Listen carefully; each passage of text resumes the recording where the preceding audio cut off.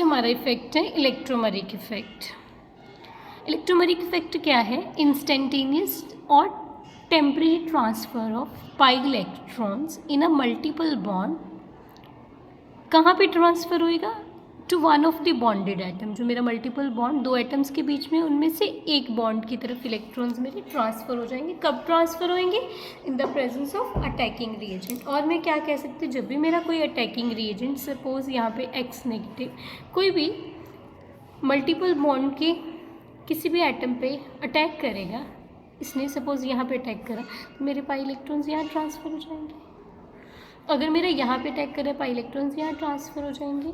जब भी मेरा कोई अटैकिंग रिएजेंट मल्टीपल बॉन्ड की किसी भी एटम पे अटैक करेगा, तो मेरे जो पाई इलेक्ट्रॉन्स हैं, जहाँ पे अटैकिंग रिएजेंट अटैक करता है वहाँ पे भी अटैक कर सकता है, ट्रांसफ़र हो सकते हैं। और जहाँ पे अटैकिंग रिएजेंट अटैक करे उसके साथ वाले एटम पे भी ट्रांसफ़र हो सकता है। अभी हम इसकी टाइप्स में डिस्कस करेंगे। तो मेरा जो इलेक्ट्रोमेरिक इफेक्ट है, इंस्टेंटेनियस और temporary transfer of pi electrons in a multiple bond to one of the bonded atoms due to in the presence of attacking reagent. अब हम करते हैं, अगर मेरे पास कोई पॉजिटिव चार्ज स्पीशीज़ अटैक कर रही है, जब भी मेरा कोई बॉन्ड की मैं बात कर रही हूँ, यहाँ पे ये मेरे दो इलेक्ट्रॉन्स हैं यहाँ पे। अगर मेरा यहाँ से पॉजिटिव चार्ज स्पीशीज़ चली जाए तो मेरे पास पीछे दोनों इलेक्ट्रॉन्स रह जाएंगे। दैट मीन्स मैं ऐसे ड्रॉ कर सकती हूँ। अगर यहाँ से नेगेटिव चार्ज स्पीशीज़ चली जाए तो यहाँ पे पीछे कोई इलेक्ट्रॉन नहीं बचेंगे, पॉजिटिव चार्ज आ जाएगा और इसको मैं H नेगेटिव। अगर मेरा फ्री रेडिकल निकल जाए, H रेडिकल निकल गया, पीछे उस दो बॉन्ड की एक इलेक्ट्रॉन रहेगी। पॉजिटिव चार्ज निकला, कोई इलेक्ट्रॉन नहीं लेके गया, तो इसी कार्बन पे दोनों इलेक्ट्रॉन्स रह गए। नेगेटिव चार्ज निकला, दोनों ही इलेक्ट्रॉन्स निकल गए, पीछे पॉजिटिव चार्ज के डेफिशिएंट हो गया। एक इलेक्ट्रॉन निकला तो पीछे एटम कार्बन पे भी एक इलेक्ट्रॉन मेरा रह गया।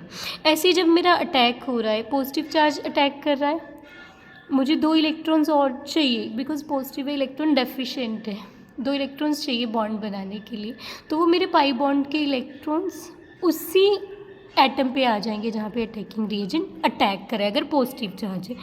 अब हम यहाँ पे देखते हैं, पॉजिटिव चार्ज स्पीशीज़ अगर इस कार्बन पे लग रही है तो ये दोनों इलेक्ट्रॉन्स भी मेरे इसी कार्बन पे आ जाएंगे। मेरे पास प्रोडक्ट क्या बन जाएगा? ये H, यहाँ पे ये नेगेटिव दोनों इलेक्ट्रॉन्स प्लस इसने बॉन्ड बना लिया, पीछे जो ये वाली कार्बन बची उसके दोनों इलेक्ट्रॉन इस कार्बन पे शिफ्ट हो गए, तो इस कार्बन पे मेरा पॉजिटिव चार्ज आ गया। अगर मेरा कोई नेगेटिव चार्ज स्पीशीज़ अटैक करी, नेगेटिव दोनों इलेक्ट्रॉन्स तो ये स्पीशीज़ ले ना, तो इस बॉन्ड के दोनों इलेक्ट्रॉन्स इस दूसरे वाले एटम पे। अब मेरे पास जो मल्टीपल बॉन्ड के इलेक्ट्रॉन्स हैं, जिस एटम पे भी शिफ्ट हो रहे हैं वो उस एटम पे भी शिफ्ट हो सकते हैं जिस पे अटैकिंग रिएजेंट अटैक कर रहा है, वो उसके साथ वाले एटम पे भी शिफ्ट हो सकते हैं जहाँ पे अटैकिंग रिएजेंट अटैक करें। उस वजह से मेरे पास दो effect plus E and minus E आ जाएंगे। पहले हमारे पास इलेक्ट्रोमेरिक इफेक्ट क्या है हम वो डिस्कस करें। मेरे पास पाई इलेक्ट्रॉन्स का ट्रांसफ़र है। In case of inductive effect मेरे पास डिस्प्लेसमेंट थी, वो उसी ऑर्बिटल में रहते थे, थोड़ा डिस्प्लेस हो जाते हैं, बट यहाँ पे तो वो मेरे उस ऑर्बिटल को छोड़ के दोनों में से किसी एटम पे शिफ्ट हो जाते हैं। अगर पॉजिटिव चार्ज स्पीशीज़ अटैक कर रही है तो मेरे इलेक्ट्रॉन्स उसी कार्बन पे जा रहे हैं जहाँ पे पॉजिटिव चार्ज आ रहा है, तो ये मेरे पास प्लस सी इफेक्ट हो जाता है।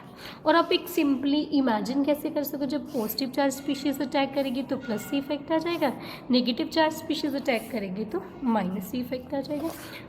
डेफिनेशन हम कैसे देंगे? मेरे पास plus C effect minus C effect की, अगर मेरे पास पाई इलेक्ट्रॉन्स उस एटम पे शिफ्ट हो रहे हैं जहाँ पे अटैकिंग रिएजेंट अटैक कर रहा है, अभी हमने पॉजिटिव चार्ज की एग्जांपल करी, तो वो मेरे पास प्लस सी इफेक्ट हो गया। अगर मेरे पास पाई इलेक्ट्रॉन्स उस एटम पे शिफ्ट हो रहे हैं, उस एटम के साथ वाले एटम पे शिफ्ट हो रहे हैं जहाँ पे अटैकिंग रिएजेंट अटैक कर रहे, तो वो मेरे पास माइनस सी इफेक्ट हो गया। यहाँ पे Cn नेगेटिव ने इस कार्बन पे अटैक करा, पाई इलेक्ट्रॉन्स हमारे साथ वाले एटम पे शिफ्ट हो गए, तो ये मेरे पास माइनस सी इफेक्ट हो गया। पॉजिटिव चार्ज स्पीशीज़ ने इस कार्बन पे अटैक करा, सपोज यहाँ पे ये ऐसे यहाँ पे दिखा रहे हैं, तो मेरे पास इलेक्ट्रॉन्स भी यहाँ शिफ्ट हो, दैट्स वाई कार्बन पे पॉजिटिव चार्ज आएगा, ये मेरे पास प्लस सी इफेक्ट होंगे। क्लियर है? अब इस केस में मेरे पास अगर मैं इंडक्टिव इफेक्ट से कंपेयर करूँगी, मेरे इलेक्ट्रॉन्स शिफ्ट हो जाते हैं, मेरे पास कंप्लीट चार्ज आता है। अगर मेरा अटैकिंग रिएजेंट रिमूव हो जाए समहाउ, तो मेरे पास ओरिजिनल मॉलिक्यूल आ जाएगा। ये प्रोसेस मेरा रिवर्सिबल हो गया। इंडक्टिव इफेक्ट मेरा इरिवर्सिबल है, क्योंकि दोनों एटम की इलेक्ट्रोनेगेटिविटी तो फिक्स है, तो मेरे पास परमानेंट डिस्प्लेसमेंट रहेगा। ये मेरा टेम्परेरी है इफेक्ट। उस केस में मेरे सिग्मा इलेक्ट्रॉन्स डिस्प्लेस होते थे, इस केस में पाई इलेक्ट्रॉन ट्रांसफर होते हैं। उस केस में partial positive and negative charge develop होते थे, यहाँ पे कंप्लीट चार्ज डेवलप होते हैं। अब इस इफेक्ट की एप्लीकेशन क्या है? जब भी हम ऑर्गेनिक केमिस्ट्री में मैकेनिज्म डिस्कस करते हैं, कोई भी अटैकिंग रिएजेंट, कोई भी इंटरमीडिएट डबल बॉन्ड या मल्टीपल बॉन्ड पे अटैक शो करते हैं, तो थ्रू इलेक्ट्रोमेरिक इफेक्ट ही हम चार्जेस शो कर देते हैं ना। अभी पीछे हमने एग्जांपल करी एल्कीन के केस में H पॉजिटिव अटैक कर रहा है, तो जो मेरा आगे मैकेनिज्म में इंटरमीडिएट बन रहा है, कौन सा इंटरमीडिएट बनेगा, मैं किस बेसिस पे ड्रॉ कर सकती हूँ, अगर मुझे नॉलेज है इलेक्ट्रोमेरिक इफेक्ट की। यहाँ पे मेरा H positive plus effect show करे ना, उस कार्बन पे अटैक करेगा जहाँ पे पाई इलेक्ट्रॉन्स मेरे शिफ्ट होंगे। तो मैं ऑर्गेनिक केमिस्ट्री में mechanism on the basis of जो मेरी रिएक्टिव इंटरमीडिएट मैकेनिज्म है, वो मेरे इलेक्ट्रोमेरिक इफेक्ट के बेसिस पे ही एक्सप्लेन हो सकते हैं। नेक्स्ट पीछे हम कंपैरिजन करते हैं, अब हम कंप्लीट कंपैरिजन करें इंडक्टिव इफेक्ट और इलेक्ट्रोमेरिक इफेक्ट का। इंडक्टिव इफेक्ट मेरा परमानेंट है। क्यों परमानेंट है? बिकॉज मेरी जो कार्बन के साथ कोई भी एटम लगा, इलेक्ट्रोनेगेटिविटी फिक्स है, तो मेरे पास ये परमानेंट हो गया। ये टेम्परेरी इफेक्ट है, जब तक मेरे पास अटैकिंग रिएजेंट है मेरे पास ये इफेक्ट है। अगर अटैकिंग रिएजेंट समहाउ हम रिमूव कर दे तो मेरा ये टेम्परेरी इफेक्ट हो गया।